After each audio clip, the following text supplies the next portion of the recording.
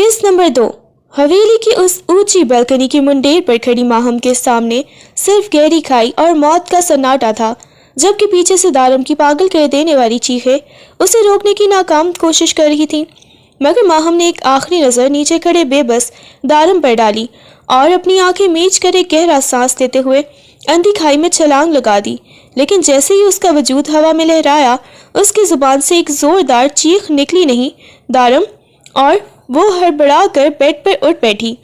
उसका पूरा वजूद पसीने में शराबूर था और दिल इतनी जोर से धड़क रहा था जैसे अभी सीना चीर कर बाहर निकल आएगा।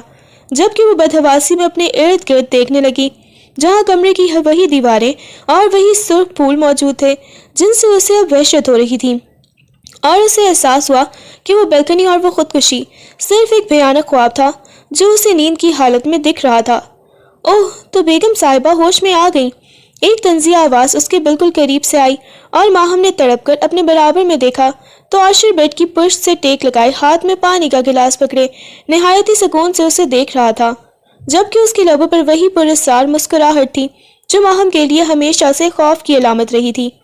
आशिर, माहम ने लरजती आवाज़ में पूछा, क्योंकि उसका दिल अब भी हथौड़ों की तरह बज रहा था। जिस पर आशिर ने ग्लास मेज पर रखा और थोड़ा सा झुककर माहम के चेहरे के करीब आते हुए निहायत नरमी से उसके माथे पर आया पसीना अपनी उंगली से साफ किया। माहम ने पीछे हटना चाहा, मगर आशिर की नजरों ने उसे वहीं मंजमद कर दिया और वो बोला कि क्या हुआ माहम, तुम तो बहुत ज्यादा घबरा गई हो। अभी तक तो मैंने कुछ किया भी नहीं और तुम अभी से पसीने पसीने हो रही हो। उसने एक भरपूर नजर माहम के सुर्ख जोड़े पर डाली और कहा कि तुम्हारा निकाह हो चुका है मेरे साथ, अब ख्वाब देखना छोड़ दो और हकीकत का सामना करो।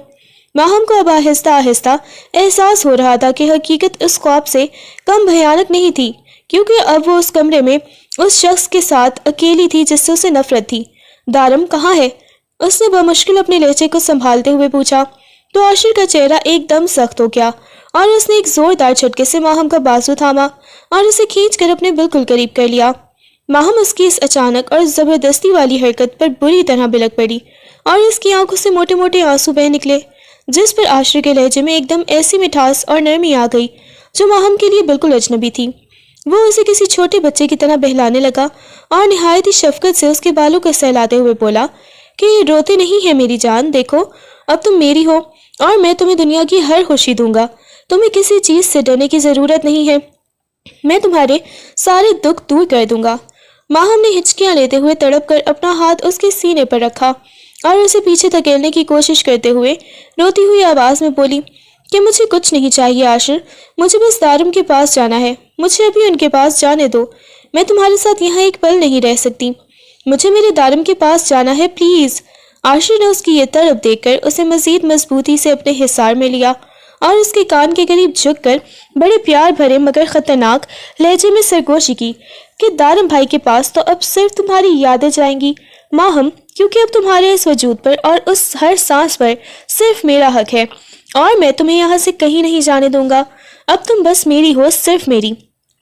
आशिर ने माहम की तरफ को नज़रअंदाज करते हुए इसे मज़ीद मजबूती से अपने हिसार में लिया और उसके कान के करीब झुककर बड़े प्यार भरे मगर खतरनाक लहजे में सरगोशी की के दारम भाई के पास तो अब सिर्फ तुम्हारी यादें जाएंगी माहम, क्योंकि अब तुम्हारे इस वजूद और इस सांस पर सिर्फ मेरा हक है और मैं तुम्हें यहाँ से कहीं जाने नहीं दूंगा।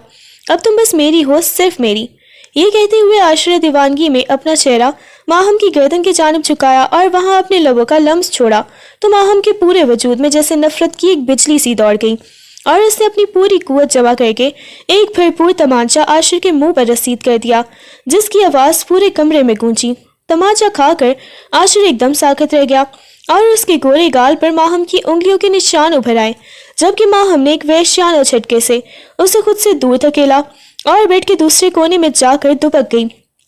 आशिर ने अपने गाल पर हाथ रखा और उसकी आंखों में एक पल के लिए वहशत उतरी, मगर उसने खुद पर काबू पाया और गुस्से से तपते हुए कदमों के साथ बगैर कोई लफ्ज़ कहे कमरे से बाहर निकल गया और जाते हुए दरवाज़ा इतनी ज़ोर से बंद किया कि पूरे कमरे की दीवारें हिल गईं।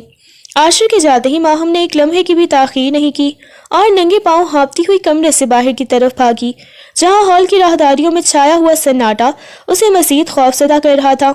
मगर इस वक्त उसके दिल में सिर्फ दारम का नाम था और वो रोती हुई सीधा दारम के कमरे के सामने जाकर रुकी। اس نے بغیر دستک دیے دروازہ کھولا اور اندر داخل ہوتے ہی سامنے کھڑے دارم کے سینے سے جا لگی اور اسے اتنی مضبوطی سے بھینچ لیا جیسے اگر اسے چھوڑا تو وہ مر جائے گی، جبکہ اس کی ہچکیاں پورے کمرے میں گونجنے لگی۔ دارم جو اس وقت کھڑکی کے پاس کھڑا باہر اندھیرے میں کہیں گم تھا، ماہم کو اس طرح اچانک اپنے سینے سے لگا دیکھ کر ایک دم ساکت رہ گیا اور اس کے ہاتھ ہوا میں معلق ہو گئے، کیونکہ وہ خود کو پتھر کر چکا تھا اور ماہم کی یہ تڑپ اسے پگھلا رہی تھی۔ دارم نے بے بسی سے ماہم کی کندھوں پر ہاتھ رکھا اور اسے خود سے دور کرنے کی کوشش کرنے لگا، کیونکہ اسے یاد تھا کہ اب ماہم اس کے بھائی کی امانت ہے اور اس طرح اس کا یہاں آنا سب کچھ برباد کر سکتا تھا۔ ماہم چھوڑو مجھے، تم یہاں اس وقت کیا کر رہی ہو؟ جاؤ اپنے کمرے میں۔ دارم نے نہایت سختی سے اسے خود سے الگ کرنا چاہا، مگر ماہم نے اپنی گرفت اور مضبوط کر لی اور روتے ہوئے چلانے لگی کہ نہیں دارم، میں کہیں نہیں جاؤں گی، میں مر جاؤں گی پر اس شخص کے پاس واپس نہیں جاؤں گی۔ اس نے مجھے چھونے کی کوشش کی ہے دارم، دیکھو اس نے میرے ساتھ کیا کیا ہے، پلیز مجھے خود سے دور مت کریں، میں آپ کے بغیر نہیں رہ سکتی۔ دارم کا دل اس کی یہ حالت دیکھ کر خون کے آنسو رو رہا تھا، مگر اس نے ایک بار پھر پوری قوت سے ماہم کو خود سے دور دھکیلا اور اس کے چہرے کی طرف دیکھے بغیر سرد لہجے میں بولا کہ تم اب عاشر کی بیوی ہو ماہم، اور ایک بیوی کا ٹھکانہ اس کے شوہر کا کمرہ ہوتا ہے، یہاں میرے پاس تمہارے لیے کوئی جگہ نہیں ہے، اس لیے اپنی حد میں رہو اور ابھی یہاں سے چلی جاؤ۔ دارم نے جب اسے خود سے دور کیا تو وہ لڑکھڑا کر پیچھے ہٹی، مگر اس کی ہمت جواب نہیں دی تھی۔ دارم نے رخ موڑ کر اور بوجھل قدموں کے ساتھ بیڈ کی طرف بڑھایا، مگر تاکہ وہ ماہم کے ان پورنم آنکھوں کا سامنا نہ کر سکے جو اسے کمزور کر رہی تھی۔ لیکن ماہم نے ایک لمحے کی بھی تاخیر نہیں کی اور دیوانگی کی حالت میں اس کے پیچھے لپکی۔ جیسے ہی دارم بیڈ کے کنارے پر بیٹھا، ماہم نے دوبارہ تڑپ کر اسے اپنے حصار میں لے لیا اور اس کے سینے سے بری طرح چمٹ گئی، جیسے وہی اس کی آخری پناہ گاہ ہو۔ اس نے اپنا سر دارم کے دل پر رکھ دیا جہاں دھڑکنیں بے ترتیب تھیں، اور اس کے سفید کرتے کو مٹھیوں میں جکڑ کر ہچکیاں لیتے ہوئے کہنے لگی کہ آپ مجھے جتنا چاہیں دور کر دیں دارم، پر میں آپ کو کہیں نہیں چھوڑوں گی۔ آپ کو پتہ ہے نا میں آپ کے بغیر سانس بھی نہیں لے سکتی، تو پھر آپ مجھے اس جہنم میں کیسے دھکیل سکتے ہیں؟ دارم نے اس کے لرزتے ہوئے وجود کو محسوس کیا تو اس کے ہاتھ بے اختیار ماہم کی کمر کے گرد لپٹنے ہی والے تھے کہ اسے اچانک عاشر کا وہ چہرہ یاد آیا جو ماہم کے جنون میں پاگل ہو رہا تھا۔ اس نے ایک بار پھر اپنے دل پر پتھر رکھا اور ماہم کے ہاتھوں کو سختی سے پکڑ کر انہیں اپنے سینے سے ہٹانے کی کوشش کرنے لگا، جبکہ اس کا اپنا لہجہ بھی اب لرز رہا تھا کہ ماہم ضد مت کرو، تم اب بچی نہیں ہو، ہوش کے ناخن لو اور یہاں سے جاؤ، ورنہ اگر عاشر نے دیکھ لیا تو قیامت آ جائے گی۔ مگر ماہم نے اس کی ایک نہ سنی اور اسے مزید مضبوطی سے تھام دیا۔ وقت تیزی سے گزرنے لگا اور حویلی کے در و دیوار ان دنوں کی خاموش جنگ کے گواہ بننے لگے، مگر حالات بدلنے کی بجائے مزید پیچیدہ ہوتے چلے گئے، کیونکہ ماہم نے جیسے قسم کھا رکھی تھی کہ وہ دارم کو ایک پل کے لیے بھی سکون سے نہیں رہنے دے گی۔ وہ ہر وقت کسی نہ کسی بہانے دارم کے گرد ہی منڈلاتی رہتی اور موقع ملتے ہی اس کے سینے سے جا چمٹتی، جبکہ دارم اسے خود سے دور کرنے کی ہر ممکن کوشش کرتا، مگر ماہم کی دیوانگی کم ہونے کا نام نہیں لے رہی تھی۔ دوسری طرف عاشر نے بظاہر تو ماہم کو حاصل کر لیا تھا اور نکاح کے بندھن نے اسے یہ حق دے دیا تھا کہ وہ ماہم پر اپنی مرضی چلا سکے، مگر اسے جلد ہی احساس ہو گیا تھا کہ اس نے صرف ایک بے جان جسم جیتا ہے جس کی روح اب بھی کسی اور کے پاس گروی پڑی ہے۔ عاشر نے کئی بار زبردستی اور پیار سے ماہم کو اپنی طرف مائل کرنے کی کوشش کی، مگر وہ جتنا اس کے قریب جانا چاہتا، ماہم اتنی ہی نفرت سے اسے خود سے دور جھٹک دیتی اور بھاگ کر دارم کے کمرے میں پناہ لے لیتی۔ حویلی میں اب یہ روز کا معمول بن چکا تھا کہ عاشر غصے اور جنون میں ماہم کو تلاش کرتا پھرتا اور ماہم کسی ضدی بچے کی طرح دارم کے پیچھے چھپ جاتی یا اس کے بازوں میں پناہ ڈھونڈتی، جس سے حویلی کی فضا میں تناؤ اس حد تک بڑھ گیا کہ اب کسی بھی وقت کوئی بڑا دھماکہ ہو نہیں والا تھا۔ دارم اس صورتحال میں بری طرح پس رہا تھا، کیونکہ اسے ایک طرف اپنے بھائی کی طرف اور اس کا حق نظر آتا تو دوسری طرف ماہم کی وہ بے پناہ محبت جو اسے گنہگار ہونے کا احساس دلاتی تھی، مگر وہ چاہ کر بھی ماہم کو خود سے اس طرح جدا نہیں کر پا رہا تھا کہ وہ دوبارہ لوٹ کر نہ آئے۔ وقت کی رفتار کے ساتھ ساتھ حویلی کی فضاؤں میں چھپا بارود اب پھٹنے کے قریب پہنچ چکا تھا، اور ایک شام جب دارم اپنے کمرے میں بستر پر لیٹا سر کے درد سے نڈھال تھا، ماہم ہمیشہ کی طرح خاموشی سے اندر داخل ہوئی اور بغیر کچھ کہے دارم کے برابر میں لیٹ گئی اور اس کے سینے پر سر رکھ دیا، جس پر دارم نے تڑپ کر اسے خود سے دور کرنا چاہا، مگر ماہم نے اس کے کرتے کو اتنی سختی سے جکڑ لیا کہ اسے الگ کرنا ناممکن ہو گیا۔ ابھی دارم اسے ڈانٹنے ہی والا تھا کہ کمرے کا دروازہ ایک زوردار دھماکے سے کھلا اور سامنے عاشر کھڑا تھا، جس کی آنکھیں خون کی طرح سرخ ہو رہی تھیں، اور اس کے ہاتھ میں پکڑی پستول دیکھ کر دارم کے ہوش اڑ گئے، جبکہ عاشر نے دہاڑتے ہوئے کہا کہ بس بہت ہو گیا بھائی جان، میں روز جیتے جی مرتا ہوں، اب یا تو یہ تماشا ختم ہوگا یا ہم میں سے کوئی ایک۔ عاشر نے پستول کا نشانہ سیدھا دارم کی طرف کیا تو ماہم نے چیخ کر خود کو دارم کے آگے کر دیا اور عاشر کے سامنے سینہ تان کر کھڑی ہو گئی کہ اگر مارنا ہے تو پہلے مجھے مارو، کیونکہ میں جیتے جی دارم کو نہیں چھوڑ سکتی، اور تمہاری بیوی بن کر رہنا میرے لیے موت سے بدتر ہے۔ جس پر عاشر کا ہاتھ کانپنے لگا اور وہ دیوانوں کی طرح ہنسنے لگا کہ تم دونوں نے مجھے کہیں کا نہیں چھوڑا، تم دونوں کی یہ محبت میری زندگی کھا گئی ہے۔ اور پھر اس نے غصے میں پستول کا رخ چھت کی طرف کر کے ایک فائر کیا، جس کی گونج نے پوری حویلی کو ہلا کر رکھ دیا۔ عاشر نے پستول نیچے پھینکی اور ماہم کا بازو وحشیانہ انداز میں جکڑ کر اسے فرش پر گھسیٹتے ہوئے کمرے سے باہر نکالنے لگا، جبکہ دارم پیچھے سے پکارتا رہا، مگر عاشر نے ایک نہ سنی اور ماہم کو لے جا کر گاڑی میں ڈالا اور تیز رفتاری سے حویلی سے باہر نکل گیا تاکہ اسے کسی ایسی جگہ لے جائے جہاں دارم کا سایہ بھی نہ پہنچ سکے۔ دارم وہیں ہانپتا ہوا رہ گیا، اسے سمجھ نہیں آ رہا تھا کہ وہ اپنے بھائی کو بچائے یا اپنی اس محبت کو جو اب سب کے لیے وبال جان بن چکی تھی، اور اس نے فوراً اپنی گاڑی کی چابی نکالی اور اس کے تعاقب میں نکل پڑا، کیونکہ اسے ڈر تھا کہ جنون میں مبتلا عاشر کوئی بہت بڑا قدم اٹھا لے گا۔ دارم کی حالت اس وقت زخمی پرندے جیسی تھی جو تڑپ تو رہا تھا مگر اسے اپنی منزل کا سراغ نہیں مل رہا تھا۔ وہ بدحواسی میں گاڑی چلاتا ہوا سیدھا حیا کے فلیٹ کے باہر جا کر رکا اور کانپتے ہاتھوں سے اس کے دروازے پر دستک دی۔ جہاں حیا نے دروازہ کھولا تو سامنے دارم کو اس حال میں دیکھ کر اس کے ہوش اڑ گئے، کیونکہ دارم کی آنکھیں سرخ تھیں اور اس کا پورا وجود لرز رہا تھا۔ دارم نے بغیر کچھ کہے حیا کو دیکھا اور ایک دم اس کے کندھے پر سر رکھ کر اپنی آنکھیں مینچ لیں، جیسے وہ دنیا کے تمام دکھوں سے پناہ مانگ رہا ہو۔ جبکہ حیا جو دارم سے خاموش محبت کرتی تھی، اس نے فوراً اسے اپنے حصار میں لے لیا اور نہایت ہی نرمی سے اس کے بالوں میں انگلیاں پھیرتے ہوئے اسے خاموش کروانے لگی۔ دارم تم اتنے پریشان کیوں ہو؟ کیا ہوا ہے حویلی میں؟ مجھے بتاؤ پلیز۔ حیا نے اس کا چہرہ اپنے ہاتھوں میں لے کر بڑی ہی فکرمندی سے پوچھا تو دارم نے ہچکیاں لیتے ہوئے کہا کہ حیا میں ہار گیا ہوں، میں ماہم کو خود سے دور نہیں کر پا رہا، وہ عاشر کی بیوی بن کر بھی میرے سینے سے لپٹی رہتی ہے اور میں اپنے بھائی کی نظروں میں گرتا جا رہا ہوں، میں کیا کروں؟ مجھے کچھ سمجھ نہیں آ رہا۔ حیا کا اپنا دل دارم کی یہ تڑپ دیکھ کر کٹ رہا تھا، مگر اس نے اپنے آنسو پی لیے اور دارم کو صوفے پر بٹھا کر اس کا سر اپنے سینے سے لگا لیا تاکہ وہ تھوڑا پرسکون ہو سکے، اور اس نے دبی آواز میں کہا کہ دارم تم اکیلے نہیں ہو، میں تمہارے ساتھ ہوں، ہم مل کر اس مشکل کا حل نکالیں گے، تم بس خود کو سنبھالو۔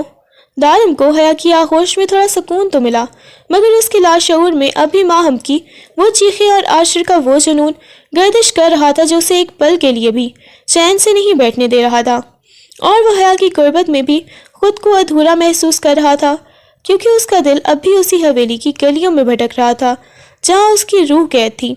دارم نے حیا کے دونوں ہاتھ اپنے ہاتھوں میں تھام لیے اور اس کی آنکھوں میں التجا بھری نظروں سے دیکھتے ہوئے ٹوٹے ہوئے لہجے میں بولا کہ حیا تم مجھ سے شادی کر لو، میں نے اپنی پوری زندگی ان دونوں کو پالنے اور سنبھالنے میں گزار دی، میں نے اپنی ہر خوشی ان پر وار دی، مگر آج میں خود کو بالکل اکیلا اور ہارا ہوا محسوس کر رہا ہوں، مجھے اب ضرورت محسوس ہوتی ہے کہ کوئی ایسا ہو جو مجھے سنبھالے، جو مجھے اپنے سینے سے لگائے اور میرے ایک ایک زخم کو چن لے۔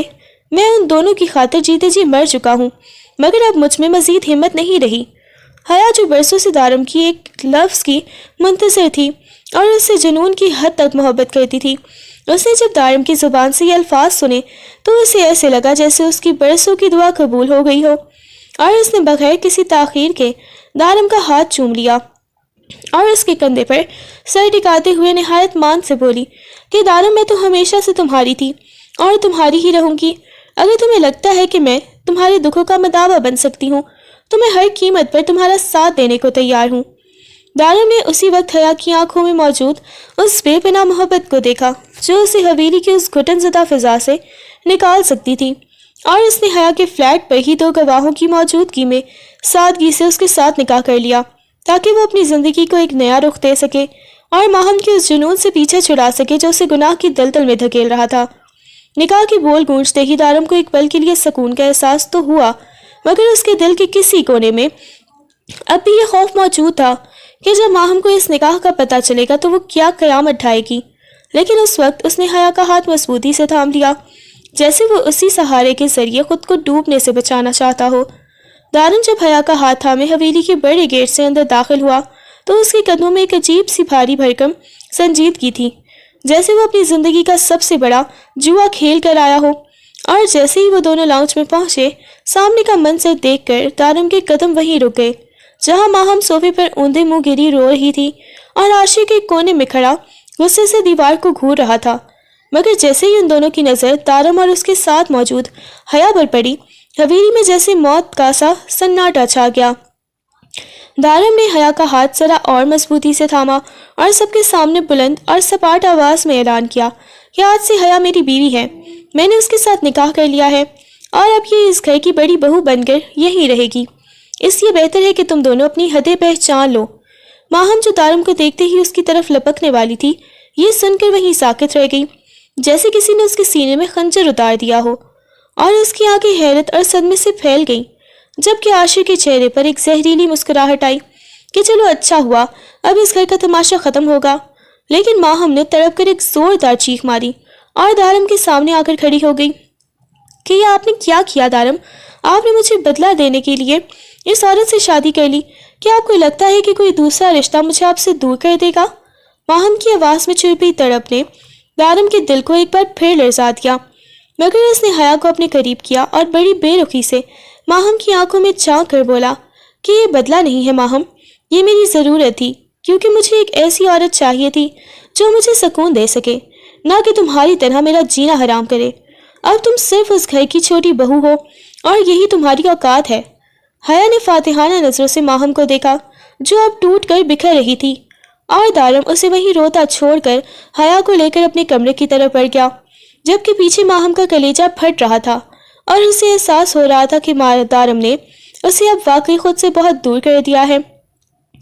دارم حیا کا ہاتھ تھامے جب اپنے کمرے میں داخل ہوا تو اس نے زور سے دروازہ بند کر دیا، جیسے وہ باہر کی تلخ دنیا اور ماہم کی چیخوں سے ہمیشہ کے لیے پیچھے چھڑانا چاہتا ہو۔ جبکہ حیا نے بڑے مان سے دارم کا بازو تھاما اور اسے بیڈ پر بٹھاتے ہوئے نہایت شفقت سے اسے اپنے سینے سے لگا لیا اور اس کے ماتھے پر ایک طویل بوسہ دے کر اسے سکون دینے کی کوشش کرنے لگی۔ دارم اس وقت بظاہر تو حیا کی آغوش میں تھا، مگر اس کا دماغ بری طرح الجھا ہوا تھا، اور بار بار اس کی آنکھوں کے سامنے ماہم کا وہ اجڑا ہوا چہرہ اور وہ بے بس نظریں آ رہی تھی جنہیں وہ کبھی ایک آنسو کے بدلے پوری دنیا دے دینے کا وعدہ کرتا تھا، کیونکہ اس نے آج تک کبھی ماہم سے اس لہجے میں بات نہیں کی تھی اور نہ ہی اسے اس طرح ذلیل کیا تھا، مگر پچھلے کچھ عرصے کی تکلیف نے اسے پتھر بنا دیا تھا۔ اس نے تڑپ کر حیا کی طرف دیکھا اور اس کے دونوں ہاتھ تھام کر ٹوٹے ہوئے لہجے میں بولا کہ حیا مجھے سکون چاہیے، میں اندر سے بالکل بکھر رہا ہوں، میرے قریب آؤ، مجھے تمہارے لمس کی وہ تپش چاہیے جو میری روح کی اس بے چینی کو ختم کر سکے جو ماہم نے میرے اندر پیدا کر دی ہے۔ تم خود میرے قریب آؤ اور میری روح میں اتر جاؤ تاکہ میں سب کچھ بھول سکوں۔ حیا جو اس لمحے کے لیے برسوں سے تیار تھی، اس نے دارم کی آنکھوں میں جھانک کر اس کی تڑپ کو محسوس کیا اور نہایت سحر انگیز انداز میں اس کے قریب ہوتے ہوئے اپنے لب اس کے سینے پر رکھ دیے اور آہستہ آہستہ نیچے کی طرف بڑھنے لگی تاکہ اپنی غربت سے دارم کے ان تمام زخموں پر مرہم رکھ سکے جو اسے اپنوں نے دیے تھے۔ جبکہ دارم نے آنکھیں میچ کر خود کو حیا کے حوالے کر دیا تاکہ وہ اس سکون کو پا سکے جس کی تلاش میں اس نے اپنا سب کچھ داؤ پر لگا دیا تھا۔ دارم حیا کی آغوش میں سر رکھے اپنی آنکھیں موندے ہوئے تھا، مگر اس کا ذہن کسی صورت ساکت نہیں ہو رہا تھا اور بار بار اسے وہی منظر یاد آ رہا تھا جب ماہم نے لاؤنج میں سب کے سامنے اس کا ہاتھ تھام کر اسے اپنا سب کچھ مانا تھا۔ حیا نے نہایت نرمی سے دارم کے چہرے پر اپنی پوری بکھیری اور اسے اپنی جانب متوجہ کرنے کی کوشش کی تاکہ وہ اس بوجھ کو اتار سکے جو اسے اندر ہی اندر کھائے جا رہا تھا، اور وہ نہایت دھیمے لہجے میں اسے حوصلہ دینے لگی کہ اب سب ٹھیک ہو جائے گا، میں تمہارے ساتھ ہوں اور تمہیں اب کسی بات کی فکر کرنے کی ضرورت نہیں ہے۔ دارم نے ایک گہرا سانس لیا اور حیا کے ہاتھوں کو اپنے ہاتھ میں لے کر لرزتی آواز میں کہا کہ حیا، میں بہت زیادہ بے چین ہوں، مجھے اس وقت صرف تمہاری ضرورت ہے کیونکہ میں خود کو بکھرتا ہوا محسوس کر رہا ہوں۔ تم ہی وہ ہو جو مجھے اس دلدل سے نکال سکتی ہو، اس لیے میرے قریب آؤ اور مجھے سکون دو جس کی میری روح کو پیاس ہے، تاکہ میں وہ سب کچھ بھول جاؤں جو اب تک میرے ساتھ ہوا ہے۔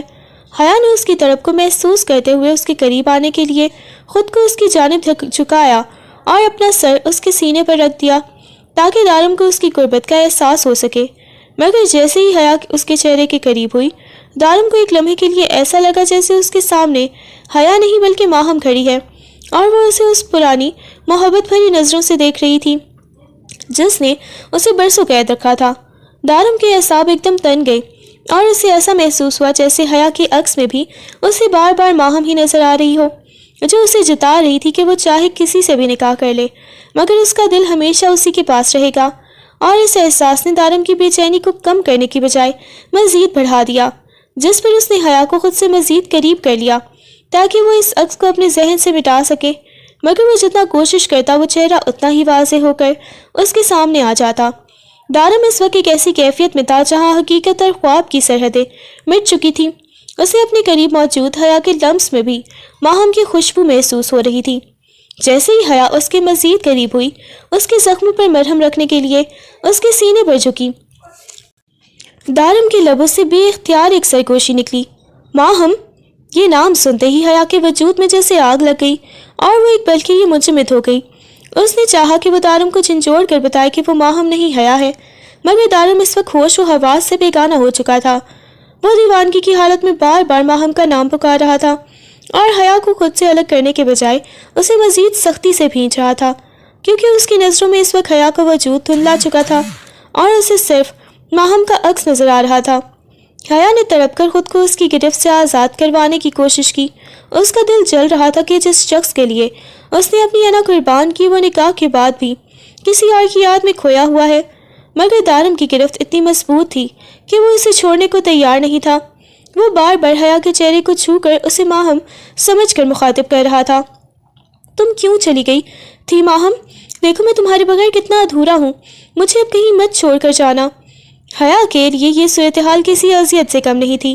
وہ اس قربت میں خود کو ایک اجنبی محسوس کر رہی تھی کیونکہ دارم کی روح اور پکار صرف ماہم کے لیے تھی۔ حیا نے جتنا اسے حقیقت کی طرف لانے کی کوشش کی، دارم اتنا ہی اس کے عکس میں ڈوبتا چلا گیا اور حیا کے اندر کی عورت اس ذلت اور جلن سے کراہ اٹھی، مگر وہ بے بس تھی کیونکہ وہ دارم کو پانے کی چاہ میں اب خود کو ایک ایسی الجھن کا شکار ہو چکی تھی جہاں وہ ہو کر بھی نہیں تھی۔ حویلی کی ٹھنڈی بیلکنی میں ماہم اکیلی کھڑی سامنے اندھیرے میں اپنی اجڑی ہوئی زندگی کا ماتم کر رہی تھی کہ اچانک پشت سے عاشر نے اسے اپنے مضبوط حصار میں لے لیا۔ ماہم نے تڑپ کر چھڑوانا چاہا مگر عاشر نے ایک وحشیانہ گرفت کے ساتھ اسے کھینچ کر اپنے بالکل قریب کر لیا۔ اس کا چہرہ ماہم کے کان کے پاس تھا اور سانسیں غصے اور دکھ سے بھاری ہونے لگی تھیں۔ عاشر نے بے بسی سے چلاتے ہوئے کہا، آخر کیوں ماہم؟ میری یہ تڑپ، میرا یہ جنون تمہیں نظر کیوں نہیں آتا؟ اس نے اسے گھما کر اپنی طرف کیا اور اس کے کندھے پکڑ کر جھنجھوڑتے ہوئے چیخا، میں نے تمہیں حاصل کرنے کے لیے اپنا بھائی، اپنا سکون اور اپنی انا تک داؤ پر لگا دی۔ کیا میری یہ محبت دارم کے اس کھوکھلے دعوے سے بھی کم ہے؟ میں تم سے اتنی محبت کرتا ہوں کہ تمہارے ایک آنسو پر پوری حویلی کو آگ لگا سکتا ہوں، مگر تم ہو کہ تمہاری آنکھیں اب بھی اسی کے لیے برستی ہیں۔ ماہم کی آنکھوں میں وحشت تھی مگر عاشر کے لہجے میں اب ایک ایسی گہری تکلیف تھی جو ماہم کو پہلی بار محسوس ہوئی۔ وہ اس کے چہرے کے قریب جھکا اور لرزتی آواز میں بولا، تمہیں کیا لگتا ہے کہ مجھے دکھ نہیں ہوتا جب تم میرے سامنے اس کا نام لیتی ہو؟ میں تمہاری روح کو پانا چاہتا ہوں ماہم، تمہاری اس جسم کو نہیں جو میرے پاس ہو کر بھی مجھ سے کوسوں دور ہے۔ کاش تم ایک بار میری ان آنکھوں میں دیکھو جہاں صرف تمہارا نام لکھا ہے۔ میری محبت تمہیں جلا نہیں رہی بلکہ تمہیں سنبھالنا چاہتی ہے، مگر تم نے مجھے خود اپنے ہاتھوں سے ایک درندہ بنا دیا ہے۔ عاشر کی آواز اب دھیمی ہو گئی تھی مگر اس میں موجود شدت ماہم کے دل پر ہتھوڑی کی طرح لگ رہی تھی۔ وہ اسے بتانا چاہتا تھا کہ اس کی محبت جنون سے ہی مگر بے صرف ماہم کے لیے ہے۔ ماہم نے جب عاشر کی باتوں میں چھپی تڑپ محسوس کی تو اس کا غصہ کم ہونے کی بجائے مزید بھڑک اٹھا۔ اس نے پوری قوت سے عاشر کے سینے پر اپنے ننھے مکوں کی برسات کر دی اور دھاڑتے ہوئے رونے لگی۔ وہ اسے جلا جلا کر اور چیخ چیخ کر بتانے لگی کہ تم کبھی دارم کی جگہ نہیں لے سکتے۔ عاشر، میں ان سے محبت کرتی ہوں، میرا ایک ایک سانس ان کے نام ہے. تم چاہے مجھے جتنا بھی قید کر لو، میرا دل ہمیشہ ان کے قدموں میں رہے گا. تم صرف ایک غاصب ہو جس نے میرا سکون چھینا ہے. ماہم کے یہ تلخ الفاظ عاشر کے صبر کا پیمانہ لبریز کر گئے.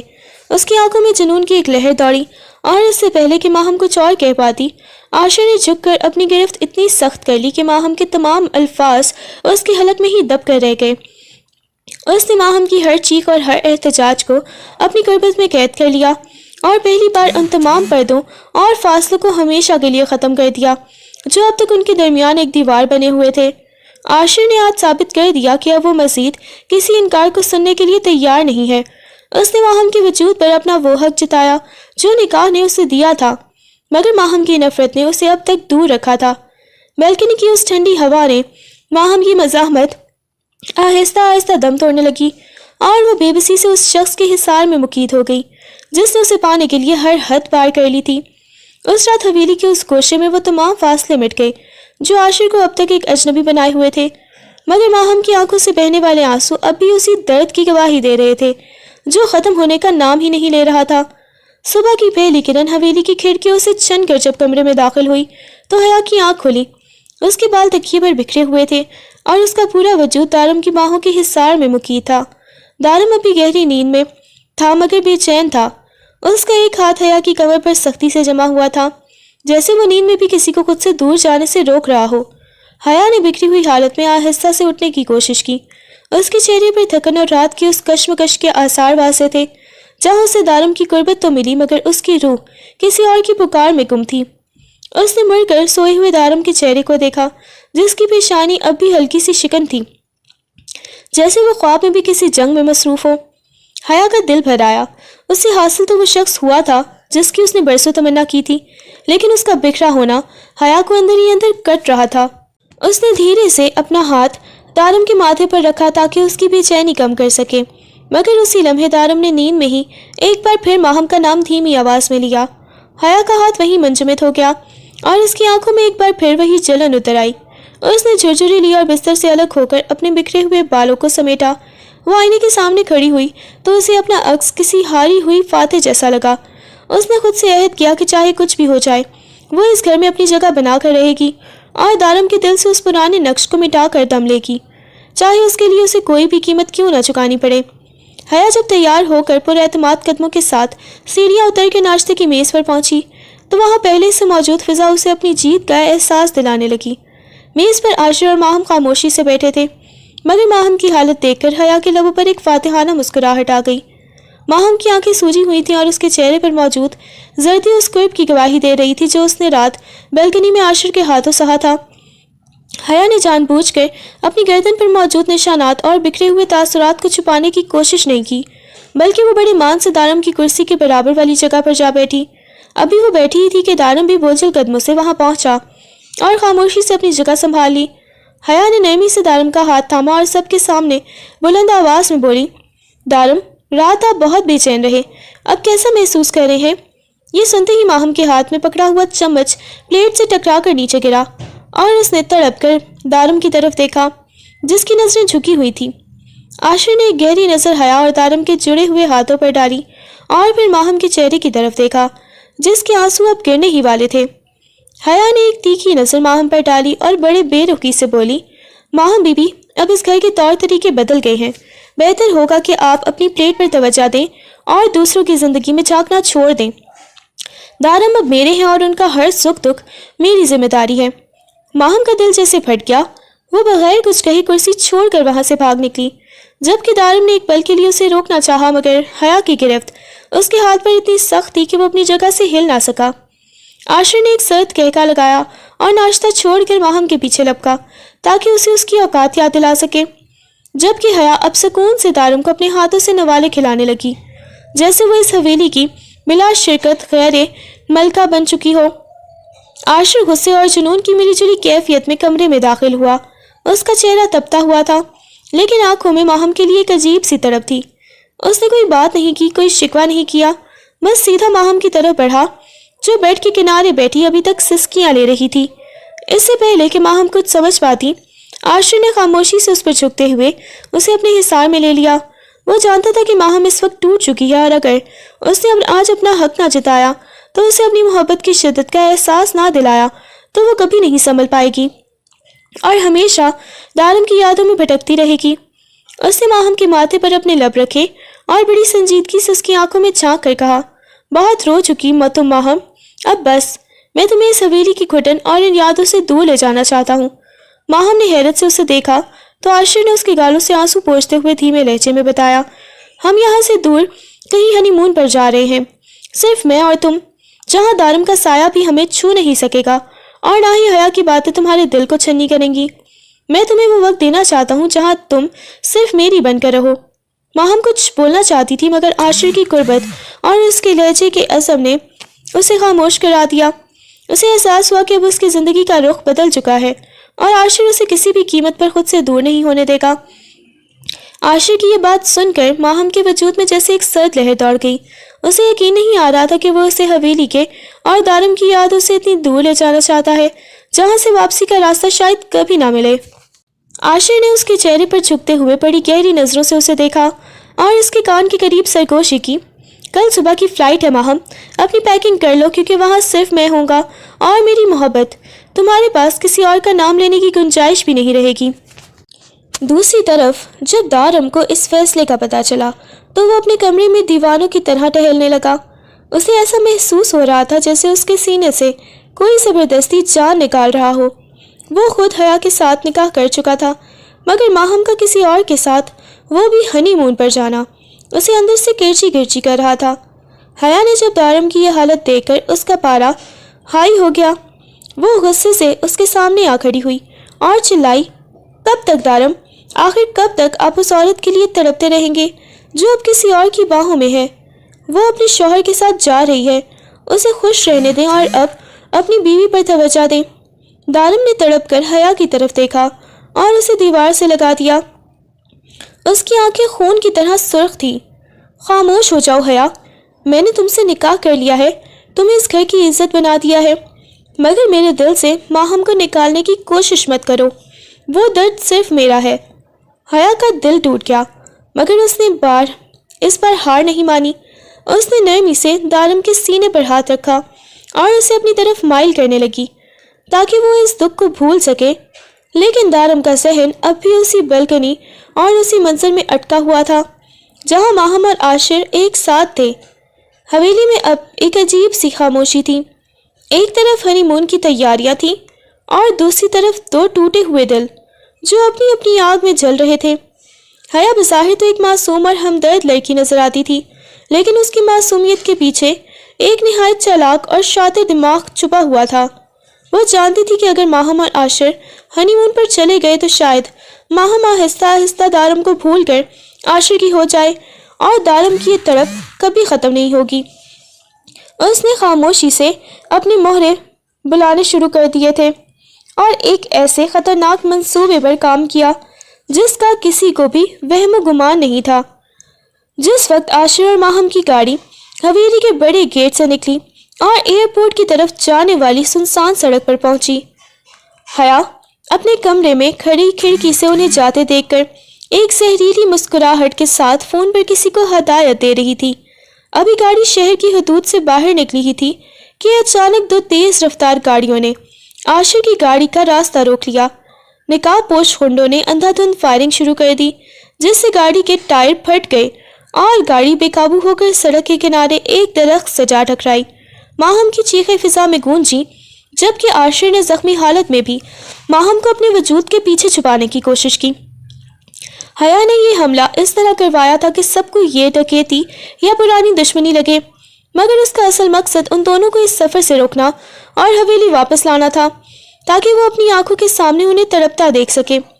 حویلی میں جب اس حملے کی خبر پہنچی تو دارم دیوانوں کی طرح جائے وقوع کی طرف آگا، جبکہ حیا نے اپنے چہرے پر جھوٹی فکر کے تاثرات سجا لیے اور سب کے سامنے ایسے رونے لگی جیسے اسے ان کی جان کی بہت فکر ہو۔ اس نے بڑی ہوشیاری سے اس حادثے کا سارا ملبہ حالات پر ڈال دیا، مگر اس کی آنکھوں کی چمک بتا رہی تھی کہ وہ اپنی چال میں کامیاب ہو چکی ہے اور اب یہ دونوں کہیں نہیں جا سکیں گے۔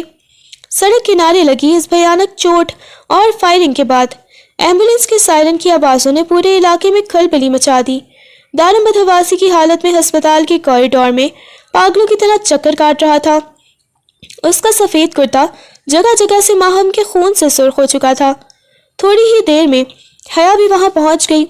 اس نے اپنے ماتھے پر پسینہ صاف کیا اور بڑی ہی ہوشیاری سے اپنی گھبراہٹ کو صدمے کا رنگ دے کر دارم کے قریب آئی۔ جیسے ہی آپریشن تھیٹر کا دروازہ کھلا اور اسٹریچر پر پٹیوں میں جکڑی ماہم کو باہر نکالا گیا، دارم تمام حدیں بھول کر اس کی طرف لپکا۔ اس نے ماہم کا بے جان ہاتھ اپنے ہاتھوں میں لے کر زور زور سے رونا شروع کر دیا۔ ماہم پلیز آنکھیں کھولو، دیکھو میں یہاں ہوں، تمہیں کچھ نہیں ہونے دوں گا۔ حیا نے جب دیکھا کہ دارم سر عام سب کے سامنے ماہم کے لیے اس قدر تڑپ رہا ہے تو اس کے اندر حسد کی آگ بھڑک اٹھی۔ اس نے غصے سے دارم کا بازو پکڑ کر اسے پیچھے کھینچا اور دبی آواز میں غرائی، دارم ہوش کے ناخن لے، یہ ہسپتال ہے اور وہ آپ کے بھائی کی بیوی ہے، لوگ کیا کہیں گے؟ مگر دارم نے ایک وحشیانہ جھٹکے سے حیا کا ہاتھ پرے پھینک دیا اور ہسپتال کی راہداری میں دھاڑتے ہوئے بولا، لوگ بھاڑ میں جائیں حیا، اس وقت میری زندگی موت اور زندگی کی جنگ لڑ رہی ہے اور میں تمہیں اپنی عزت کی پڑی ہے، اگر ماہم کو کچھ ہوا تو میں خود کو ختم کر لوں گا۔ حیا یہ سن کر ساکت رہ گئی۔ اسے اندازہ نہیں تھا کہ اس کا یہ حملہ الٹا اس کے گلے پڑ جائے گا اور دارم مزید ماہم کے قریب ہو جائے گا۔ دوسری طرف عاشر کو جب ہوش آیا اور اس نے دیکھا کہ دارم اس کی بیوی کا ہاتھ تھامے اسے چوم رہا ہے تو اس کے زخمی وجود میں ایک نئی لہر دوڑ گئی۔ حیا نے موقع پا کر عاشر کے قریب جا کر زہر اگلا، دیکھ لیں عاشر بھائی، آپ اسے دور لے جا رہے تھے مگر تقدیر اسے دوبارہ دارم کے قدموں میں لے آئی، شاید آپ کا حق صرف کاغذوں تک ہی محدود رہے گا۔ حیا کی اس بات نے عاشر کے دل میں نفرت کا وہ بیج بو دیا جو اب کسی بڑے طوفان کا پیش خیمہ بننے والا تھا۔ ہسپتال کے VIP وارڈ میں خاموشی کا راج تھا، صرف مشین کی بیپ بیپ سنائی دے رہی تھی۔ ماہم نے جیسے ہی سست رفتاری سے اپنی آنکھیں کھولی، اسے سامنے دھندلا سا ایک چہرہ نظر آیا جو تڑپ کر اس کے قریب ہوا۔ وہ دارم تھا جس کی آنکھوں میں رات بھر کی جاگتی وحشت اور پچھتاوا صاف جھلک رہا تھا۔ ماہم نے نکاہت سے اپنا ہاتھ ہلایا تو دارم نے فوراً اسے اپنے دونوں ہاتھوں میں تھام کر اپنے ماتھے سے لگا لیا۔ ماہم تم ٹھیک ہو؟ میں مر گیا تھا تمہارے اس حال کو دیکھ کر۔ دارم کی آواز سسکیوں میں ڈوب گئی تھی۔ ماہم نے کچھ بولنا چاہا مگر اس کے لب خشک تھے۔ اس نے بس اپنی زخمی انگلیوں سے دارم کے ہاتھ پر گرفت مضبوط کی، جیسے وہ اسے بتا رہی ہو کہ اس کے پاس ہے تو اسے کسی بات کا ڈر نہیں ہے۔ اسی لمحے وارڈ کا دروازہ ایک جھٹکے سے کھلا اور حیا اندر داخل ہوئی۔ اس کے پیچھے ویل چیئر پر بیٹھا زخمی عاشر بھی تھا جس کے سر اور بازو پر پٹیاں بندھی تھیں۔ حیا نے جب دیکھا کہ دارم ہسپتال کے عملے اور عاشر کی موجودگی کی پرواہ کیے بغیر ماہم کے بیڈ پر جھکا ہوا اس کا ہاتھ چوم رہا ہے تو اس کے اندر جیسے آگ لگ گئی۔ اس نے اپنی چالاکی کا رخ بدلا اور فوراً ڈاکٹر کو بلا لائی۔ ڈاکٹر نے معائنہ کرنے کے بعد ایک گہرا سانس لیا اور عاشر کی طرف دیکھ کر سنجیدگی سے کہا، مسٹر عاشر، فائرنگ اور حادثے کے صدمے نے ماہم بی بی کی جان تو بچ گئی ہے لیکن ایک بہت افسوسناک خبر ہے۔ اس حادثے کی وجہ سے ان کے اندرونی زخم اتنے گہرے ہیں کہ وہ اب شاید کبھی ماں نہیں بن سکیں گی۔ یہ سنتے ہی کمرے میں جیسے بم پھٹ گیا۔ عاشر کا چہرہ سفید پڑ گیا اور اس نے بے بسی سے ماہم کی طرف دیکھا جبکہ ماہم کی آنکھوں سے آنسوؤں کی جھڑیاں لگ گئیں۔ دارم یہ صدمہ برداشت نہ کر سکا اور وہیں دیوار سے ٹیک لگا کر بیٹھ گیا۔ اسے لگ رہا تھا کہ اس کی محبت نے ماہم سے اس سب کا بڑا خواب چھین لیا ہے۔ حیا نے اس موقع کا بھرپور فائدہ اٹھایا۔ وہ دبے پاؤں عاشر کے قریب گئی اور اس کے کان میں زہر اگلنے لگی۔ دیکھ لیا عاشر بھائی، یہ سب دارم کی نحوست ہے۔ جس عورت کو آپ اپنا بنانا چاہتے تھے وہ اب کبھی آپ کو وارث نہیں دے سکے گی۔ کیا ابھی آپ ایسی عورت کے ساتھ زندگی گزاریں گے جو نامکمل ہو چکی ہے؟ حیا کی آنکھوں میں ایک شیطانی چمک تھی کیونکہ اس نے ڈاکٹر کو پہلے ہی بھاری رقم دے کر یہ جھوٹی رپورٹ تیار کروائی تھی تاکہ وہ ماہم کو عاشر کی نظروں میں گرا سکے اور دارم کو یقین دلا سکے کہ ماہم اب کسی کے قابل نہیں رہی۔ کمرے میں موجود ہر شخص ساکت تھا، جیسے وقت تھم گیا ہو۔ ڈاکٹر کے ان الفاظ نے ماہم کی دنیا اجاڑ دی تھی۔ وہ بے بسی سے چھت کو گھور رہی تھی جہاں سے اسے اپنی خوشیوں کا جنازہ اٹھتا دکھائی دے رہا تھا۔ عاشر کے چہرے پر موجود صدمہ اب آہستہ آہستہ ایک سنگ لاخ خاموشی میں بدل رہا تھا جبکہ دارم فرش پر بیٹھا اپنے سر کو ہاتھوں میں چھپائے سسک رہا تھا۔ حیا نے اس پر ولولہ سنانے کا فائدہ اٹھایا اور ایک گہرا سانس لیتے ہوئے عاشر کے قریب ہوئی۔ اس کی آواز میں جھوٹی ہمدردی کا زہر کھلا ہوا تھا۔ आशिर भाई, मैं समझ सकती हूँ कि एक मर्द के लिए ये सुनना कितना कर्कनाक है कि उसका नाम आगे बढ़ने वाला कोई नहीं होगा। उसने एक नज़र माहम के जर्द चेहरे पर डाली और फिर दारम की तरफ मुड़ कर बोली, और दारम, आप देख रहे हैं ना, आपकी इज्जत ने एक हंसती खेलती औरत को कहाँ ला खड़ा किया। अब वो ना इधर की रही ना उधर की, वो अब एक अधूरी औरत बन चुकी है जिसे कोई भी मर्द मुकम्मल नहीं कर सकता। माहम ने तड़प कर हया की तरफ देखा। उसकी आंखों में वहशत थी, मगर आवाज़ हलक में ही फंस कर रह गई। उसी लम्हे आशिर लड़खड़ाते हुए अपनी व्हील चेयर से उठा और दीवार का सहारा लेकर माहम के बेड के करीब पहुंचा। उसकी आंखें खून की तरह सुर्ख थीं और चेहरा सपाट। सबको लगा कि वो शायद माहम को इसका जिम्मेदार ठहराकर उसे तलाक दे दे या कमरे से बाहर निकल जाएगा, मगर आशिर ने झुककर माहम का हाथ इतनी सख्ती से थामा कि उसकी उंगलियां सफ़ेद पड़ गईं। उसने अपनी नज़रें दारम पर जमाई, जो अब सर उठाकर उसे देख रहा था, और फिर हया की तरफ मुड़कर एक ऐसी शैतानी मुस्कुराहट दी जिसने हया के जिस्म में सनसनी दौड़ा दी। नामुकम्मल, आशिर की आवाज़ किसी गहरे कुएं से आती हुई महसूस हुई। तुम्हें लगता है कि एक रिपोर्ट मेरी मलकियत को ख़त्म कर देगी? हया, तुम अभी तक मुझे पहचान नहीं सकी। उसने जेब से अपना फ़ोन निकाला और एक नंबर डायल करके स्पीकर ऑन कर दिया। दूसरी तरफ से किसी की सिसकती हुई आवाज़ आई, सर, काम हो गया है। वो गाड़ी और उसमें मौजूद सबूत हमने ठिकाने लगा दिए हैं। किसी को शक नहीं होगा कि यह हादसा किसने करवाया था। ये सुनते ही हया के पैरों तले से ज़मीन निकल गई और उसका रंग पीला पड़ गया। दारम ने झटके से उठकर आशिर की तरफ देखा, जबकि आशिर ने हया की आंखों में झांक कर बड़े धीमे और खतरनाक लहजे में कहा, खेल अब शुरू हुआ है हया बीबी, क्योंकि मैं जानता हूँ कि उस सड़क पर गोलियाँ किसके इशारे पर चली थी। कमरे में एक बार फिर मौत जैसा सन्नाटा छा गया। हया के माथे पर पसीना चमकने लगा था, क्योंकि उसे एहसास हो गया था कि उसका सबसे बड़ा राज अब आशिर की मुट्ठी में कैद हो चुका है।